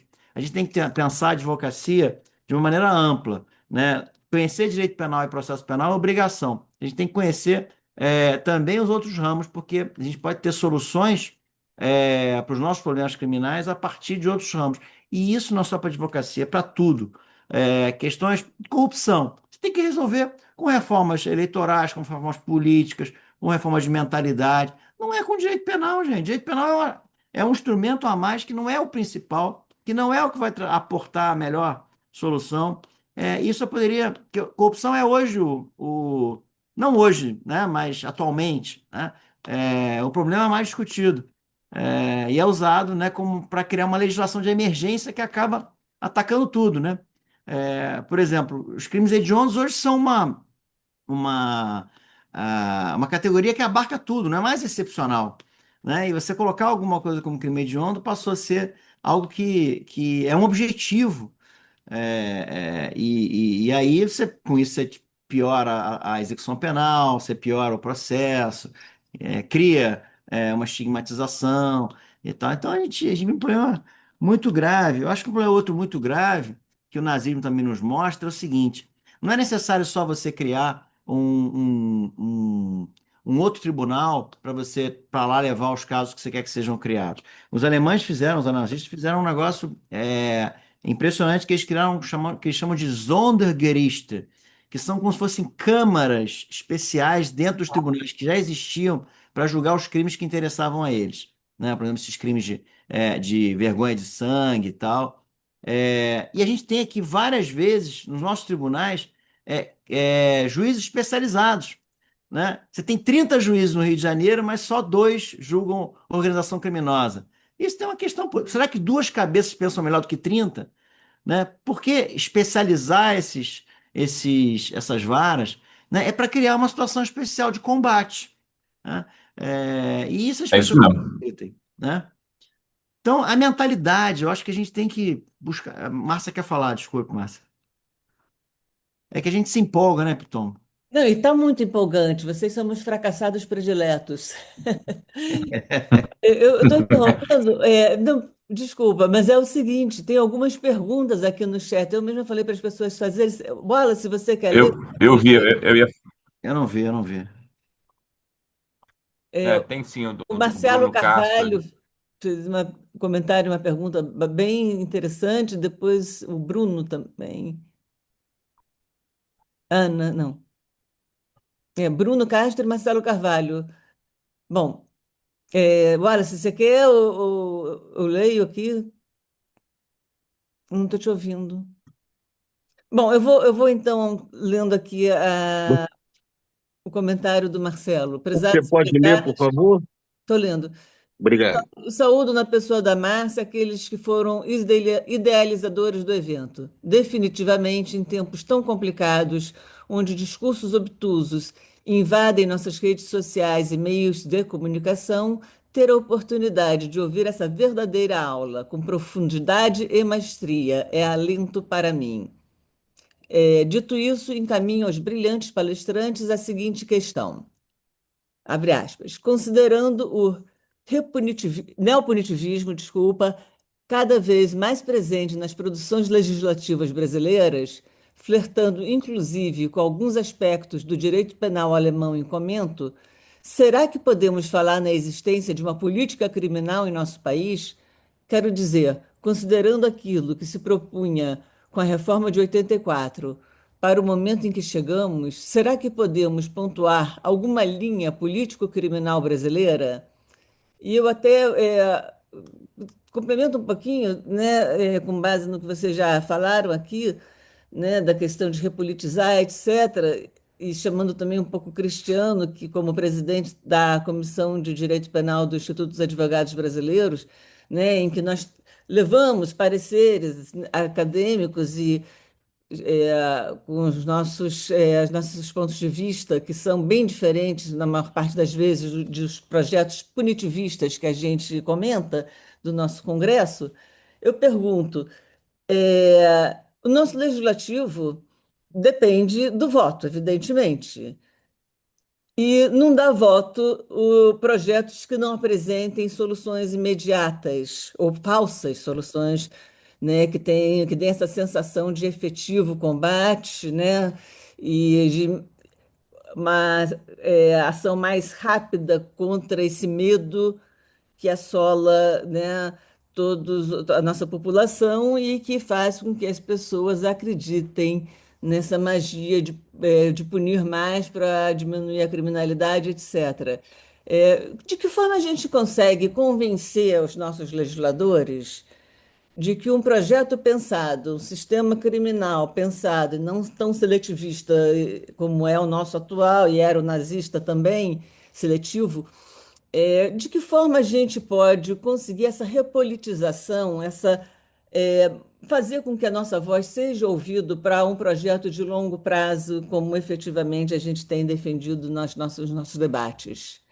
Então, eu estou emendando aqui com a pergunta do Marcelo e gostaria que os dois se pronunciassem sobre isso. Depois tem uma outra pergunta, mas a gente deixa para depois mesmo. Tom, Bom, você quer começar? eu... Vai lá, Cristiano. Não, fica à vontade. Bom, Bom, eu vejo, acho que é dois sonhos, né? Eu acho que é o seguinte, numa eleição democrática, em que a gente tem um pouco mais de equilíbrio na própria eleição, né? E não essas perdas ideológicas que a gente está se desgastando, que nós sabemos que não valem nada quando chegam na capital da República, né? E a gente conseguisse fazer uma comissão de gente capaz de discutir os temas de uma forma madura. Vamos pensar, eu faço o paralelo. Nós tivemos o problema da inflação como um mal da economia brasileira, num determinado momento político, isso é um prazo. Vamos pensar o seguinte: qual foi o grande erro que nós vimos na Covid? Foi a ideia de que o governo pode resolver problemas com problemas de especialistas. Se uma grande comissão de médicos tivesse tratado a Covid e não ficasse por ideia pessoal de autoridades públicas, nós teríamos soluções melhores. Então, trazer os penalistas para o centro do problema, Cristiano, para pessoas que tenham capacidade intelectual de tratar uma política criminal como uma política criminal nacional que não pode ser de curto prazo, tem que ser um pacto nacional de médio prazo. Não, nada disso vai se resolver. É utópico, evidentemente, a minha ideia. O que eu fico pensando, Pitoma, é o seguinte: vamos comparar os caras que fizeram lá em 84, porque o Marcelo Carvalho falou 84, né? Pô, Assis Toledo, Serrano Neves, Ricardo Antunes Andreucci, Miguel Reale, Lauria Tucci, Dotti, teu pai, né? Tava lá também, né, Pitombo? Pô, esses caras todos Tava. discutindo esse negócio, em 84, era um momento completamente diferente também. A gente estava saindo da ditadura, Sim, havia uma ideia não de. era nem um governo democrático. Pois Curiosamente, é, não era nem um governo democrático. né? Lamentavelmente, a democracia tem esse problema, entre aspas, de permitir que qualquer pessoa de qualquer aspecto político tenha liberdade para falar, né? Karl Popper até queria evitar isso, dizendo, olha, nós temos que ser intolerantes com os intolerantes, né? Os intolerantes não podem ser tolerados. Mas, assim, lamentavelmente, a gente tem uma situação hoje muito diferente. A política criminal que nós temos, ela fundamentalmente inquisitorial, né? Se a gente for buscar na Inquisição moderna, a gente vai ver diversos aspectos do que seria a nossa política criminal atual. A gente estigmatiza o investigado, ou seja, há uma captis diminuta, a pessoa não é tratada como uma pessoa com autonomia moral, é tratada como um inimigo moral a ser eliminado, há uma fusão entre direito e moral, há um sigilo das investigações que é mantido em excesso, mesmo que a gente já tenha a fase ostensiva das investigações, a gente usa informantes confidenciais, a gente sobrevaloriza a confissão, a gente tem uma violência institucional na investigação, uma busca pela confissão, um uso condenatório da prova do inquérito policial, uma participação do juiz na prova. A gente tem a possibilidade até muitas vezes de mordaça serem colocadas nas pessoas acusadas, são impedidas de darem entrevistas para a imprensa, né? Tem as suas redes sociais derrubadas. Muitas vezes algo parecido com a Inquisição, uma mescla da atuação dos promotores que se creem arrecadadores, né? Então, por um crime tributário, o cara não está preocupado se tem tipo, se não tem tipo, se é justificável a punição ou não. O cara, você pagou, então tá bom, então você vai ser arquivado. Senão o cara nem avalia. Isso é algo inquisitorial, né? A possibilidade de que o juiz condene, mesmo no caso em que o Ministério Público opine pela absolvição. Essa ideia de que o juiz é um combatente, de que é uma guerra santa contra o crime. Isso é um arquétipo histórico, evidente, perturbador da Inquisição.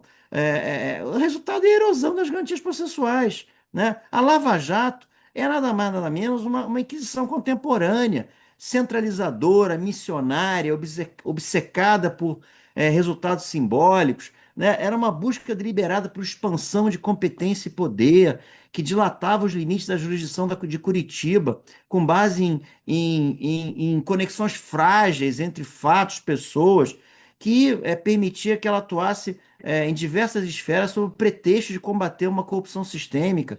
Essa operação buscou, inclusive, uma autonomia funcional em relação aos órgãos do próprio Poder Judiciário, né? Havia uma ânsia de um uso estratégico da imprensa para mobilizar a legitimidade popular nos seus atos. E a imprensa antecipava as sentenças num tribunal midiático, né? O direito penal de Curitiba. Então, assim, a operação deixou de ser uma força-tarefa contra a corrupção e era um estado de exceção sob o manto de um estado de direito aparente. Então, assim, no momento que a gente naturaliza essas coisas, como é que você vai discutir que o direito penal tem que ter o mínimo de racionalidade e tal? É muito difícil. A gente tem que mudar a mentalidade, a gente tem que brigar para mudar a mentalidade, né? Eu acho que essa é, que é a nossa grande luta. Assim, com a política criminal brasileira inquisitorial. A gente estudar a Inquisição, mais até do que o nazismo, a gente vai ver o que é.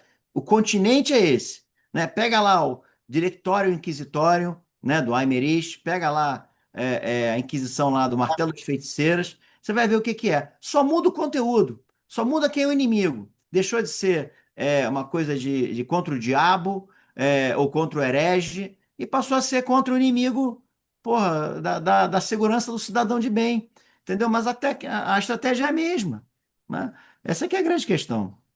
Sim. Desculpa se eu me empolguei aqui, mas eu acho que Imagina, imagina. Não, Agora, você viu agora, por exemplo, me chamou a atenção no Globo, logo, né, depois de sair a sentença do caso do Ninho do Urubu, Flamengo, uma jornalista escreve um artigo para se perguntar como não há um culpado. Eu achei pois é, sensacional. pois é. Como não há um culpado? É inexplicável não ter um culpado, né? Vamos voltar A à época em que não proposição do tinha artigo culpabilidade. É versare in ré ilícito, né? é, Punição pelo resultado, não é? Não tem que mostrar que usou ação de identidade, credibilidade.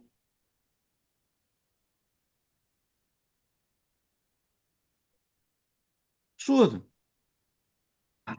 Eu não conheço o caso específico. Wallace, não, eu, por um acaso, conheço bem, mas veja, de qualquer maneira, uma jornalista não pode escrever num grande jornal. Claro. A razão pela qual ela escreve, evidentemente, tem um caráter identitário, que é outra coisa que perturba muito o raciocínio hoje também, né? Claro. Porque isso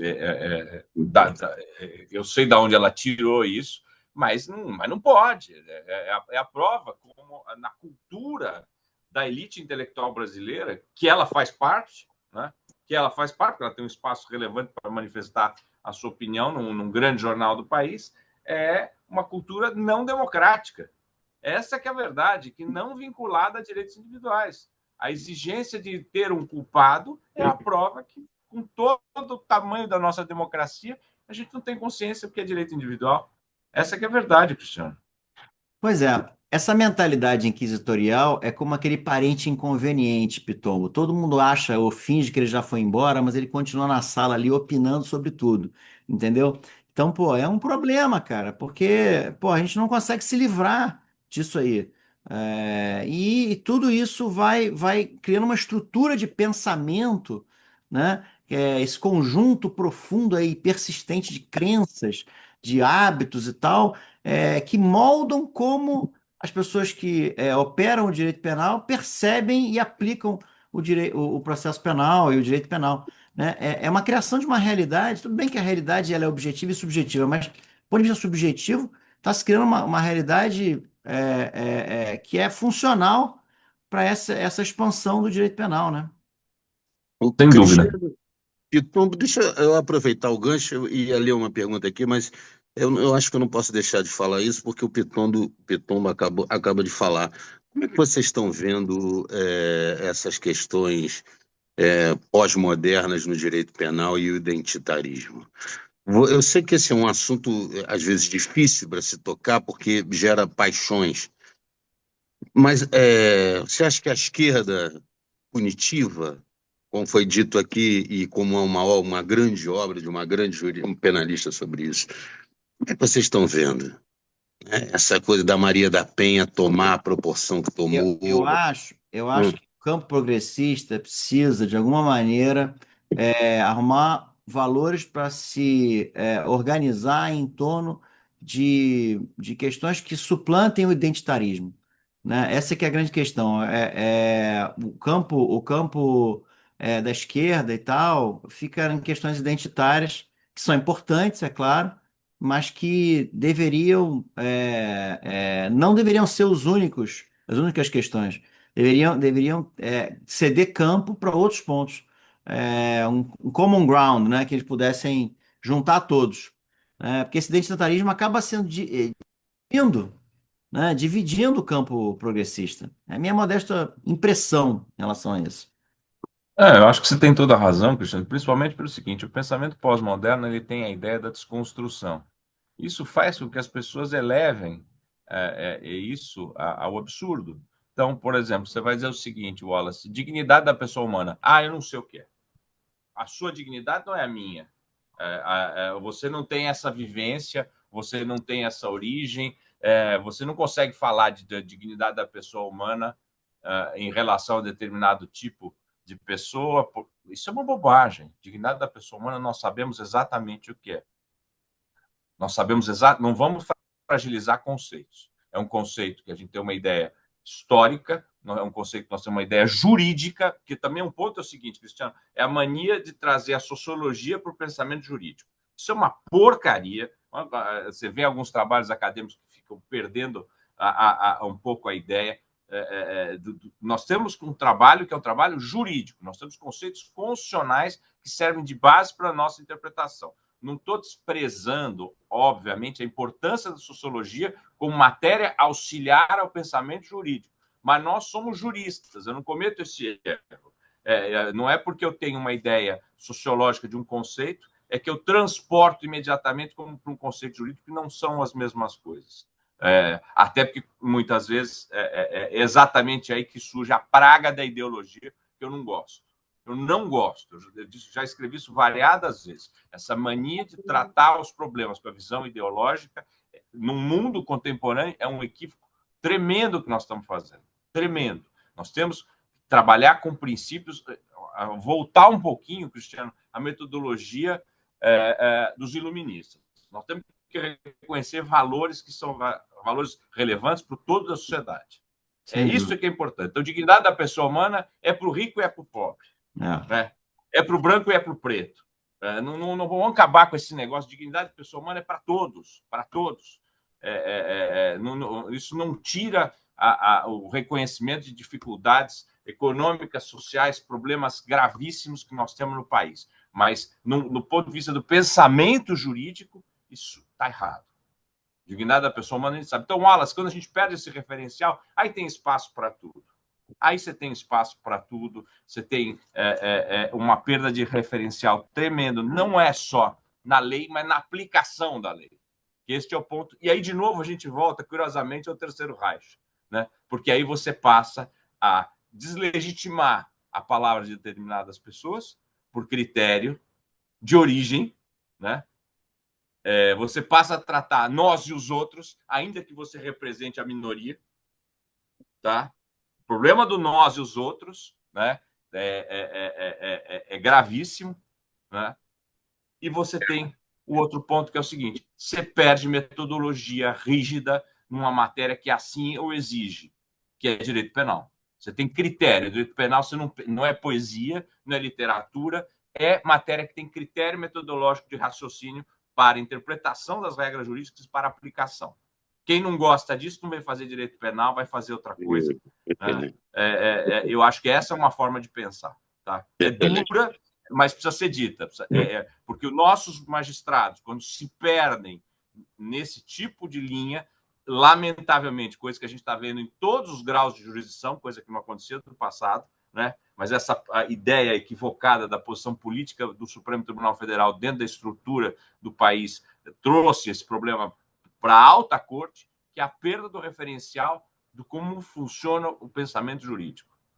Nós temos regras, nós temos métodos que permitem, inclusive, a legitimação, né?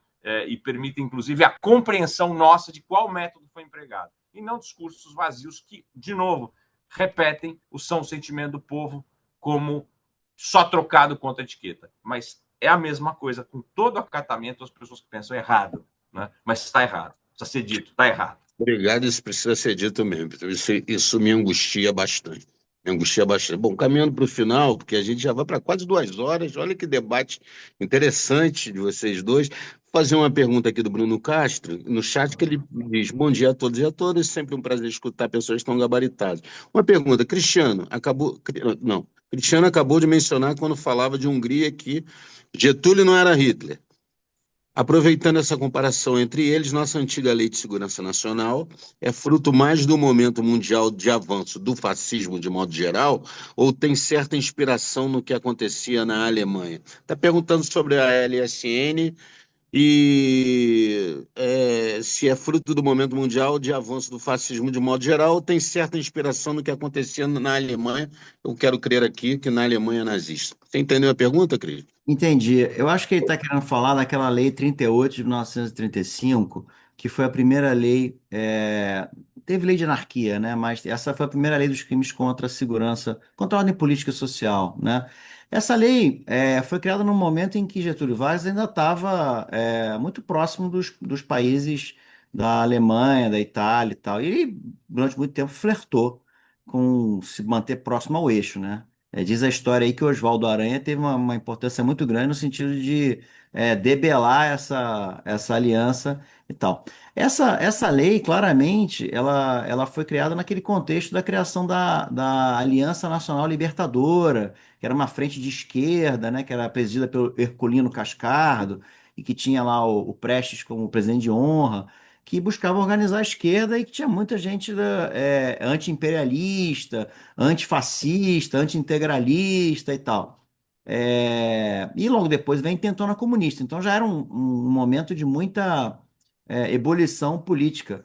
Aliás, para quem. Vou fazer só um momento aqui, indicação de livro. Eu acabei de ler, é muito interessante, o livro do Rui Castro, sobre esse momento lá, Trincheira Tropical, que saiu pela Companhia das Letras. É muito Eu conheço, interessante. acabei de ler também. Pois é. Acabei de E é ler. muito interessante ver que naquele momento, até o Tribunal de Segurança Nacional, que foi criado naquele contexto, que o Pitombo até mencionou, julgou de maneira muito mais leniente os integralistas e os seguidores lá do Plínio Salgado do que os comunistas, né? Então, eu nunca estudei, para ser muito sincero, as origens ideológicas da Lei 38 e 35. Eu já estudei essa lei por conta da greve, por conta de interesses por crimes políticos, mas a origem política, eu acho que não sei se existia na época uma. Eu acho que isso vem de uma mensagem do presidente da República, mas eu nunca li qual a fundamentação dessa lei e nem quais são as discussões legislativas que houve para instituir essa lei. Mas eu imagino que sim, havia um momento cultural ali de identidade ideológica entre o Getúlio Vargas e esses caras. Tudo bem, a gente não estava no Estado Novo ainda, né? Havia uma promessa de realização ainda de uma eleição e tal, mais para frente, que acabou não acontecendo. Mas eu acho que tem tudo a ver essa lei de segurança aí que ele está falando. Nem se falava em segurança nacional na época ainda, né? Esse conceito de segurança nacional, como o Comblin fala, ele vem depois, né? Mas era ainda crimes contra a ordem política e social. Mas acho que é dessa que ele está falando. A minha impressão é essa, que não foi. Eu acho que não foi inspirada numa lei alemã. é, eu não sei eu não estudei o direito penal político alemão, porque acho que eles não usavam direito penal para as questões políticas, né? Eles pegavam o cara, faziam lá uma prisão de segurança, Schutzhaft, e levavam o cara para campo de concentração. Então, o que na verdade política para eles era campo de concentração, não era necessariamente editar lei e prender, permitir que se defenda, nada disso, né? É verdade. Aqui, só para encerrar mesmo, passar para o Piton, o Prestes, na verdade, ficou, em função do que a direita chamou de intentona, 10 anos em solitária. Prisão em solitária a mando de Getúlio. Né? Segundo Fernando Moraes no livro Olga. Enfim. Passo ao Pitomo. Pitomo, por gentileza, você quer responder essa questão? Não, eu me interessei muito para o Tribunal de Segurança Nacional. E tem um episódio que eu acho que eu acho que vale para encerrar, que eu acho sensacional, Cristiano. O João Mangabeira foi preso antes da criação do Tribunal de Segurança Nacional, mas o processo dele foi encaminhado logo depois, rapidamente se cria, um mês depois do Tribunal de Segurança Nacional, e ele recebe a acusação pública, ele preso recebe a acusação pública do Tribunal de Segurança Nacional. Primeira vez, chega lá a citação e diz: não me defendo em tribunal de exceção, não constituo advogado. Chega de novo a citação: não me defendo em tribunal de exceção, não apresento defesa, não constituo advogado, não me defendo em tribunal de exceção. Bom, ele criou esse impasse tremendo, né? Um homem muito corajoso. Depois de 3 habeas corpus, ele foi solto pelo Supremo Tribunal Federal. Ele era deputado, João Mangabeira. Eu acho que esse episódio mostra que o grau de arbitrariedade, né, e de tribunal de exceção, que era o Tribunal de Segurança Nacional no âmbito da ditadura Vargas. E eu acho que a estratégia da defesa, você imagina a coragem desse homem preso se defender dessa maneira. mas eu acho essa história sensacional e eu, quando mesmo. estudei o Tribunal de Segurança Nacional, fiquei muito marcado com essa coragem dele. Isso, não obstante, um Supremo Tribunal Federal que, o Wallace, você sabe melhor que a gente, tinha permitido a extradição, né, de Olga Benário, etc., etc., né, com participação de grandes figuras que ainda fazem, porque a gente esquece do Mesger, né, ou faz referência ao Mesger como alguém ligado ao nazismo, mas esquece os nossos intelectuais ou nossos ministros que participaram de atos que envergonham bastante a história do direito brasileiro. No passado, né, como, por exemplo, nesse período terrível, né, como Supremo Tribunal Federal, acochambrou, acho que é uma palavra, né, que encaixa bem as absurdidades do Tribunal de Segurança Nacional. E com alguns, na época do Supremo Tribunal Federal, quando denegou, na verdade, não conheceu a ordem impetrada em favor da Olga, alguns penalistas estavam na composição do tribunal. Exatamente. Tá bom. Márcio, Pois não, Piton. Não, eu queria agradecer. Muito obrigado. Só Pô, isso. eu agradeço em nome da SACERJ. Quer dizer, quem agradece em nome da SACERJ é a Márcia. Mas eu fico muito feliz, acho que foi um debate bastante interessante. 2 horas de debate e a coisa foi assim e ficou gravado. Vai para o nosso YouTube. Obrigado a você, Piton. Obrigado ao Cristiano. Obrigado a todos que estão aqui. Márcia, se estiver aqui, eu peço a você para fazer o encerramento.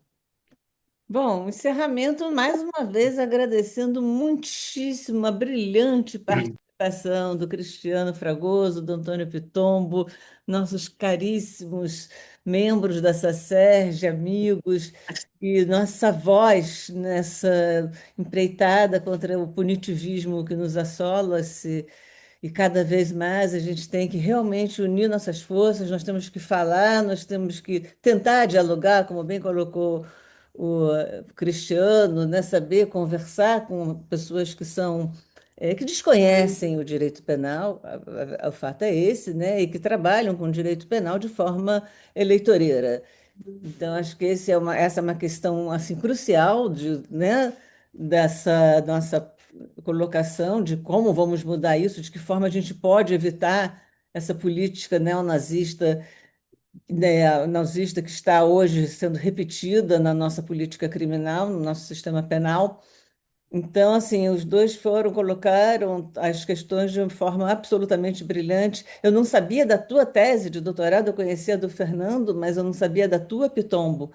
Então, assim, muito, muito bom, vou ler depois, saber que você também escreveu sobre o tema correlato. E acho que esse foi o primeiro, Wallace, te parabenizar especialmente ao Wallace, que trouxe o tema também, e um tema tão importante. E vamos para os próximos, acho que foi um sucesso, né? O brilhantismo de vocês dois e nosso público, a nossa SACERJ, assim, participando e participando ativamente, isso é uma alegria imensa, é isso que a gente tem que fazer e temos que fazer cada vez mais. Temos que divulgar cultura, conhecimento, temos que divulgar o bom direito penal e esse diálogo necessário para que a gente tente ao máximo evitar que nosso legislativo hoje produza uma legislação tão semelhante, tão perigosa como foi a legislação da época do Terceiro Reich. Os dois estão de parabéns e muito obrigada mais uma vez pela participação. Tchau, gente. Obrigado. Muito obrigado, Cristiano. Obrigado. Obrigado, gente. Obrigado, Márcio. Tchau, Wallace. Obrigado a todos. Tchau, gente. Um abraço.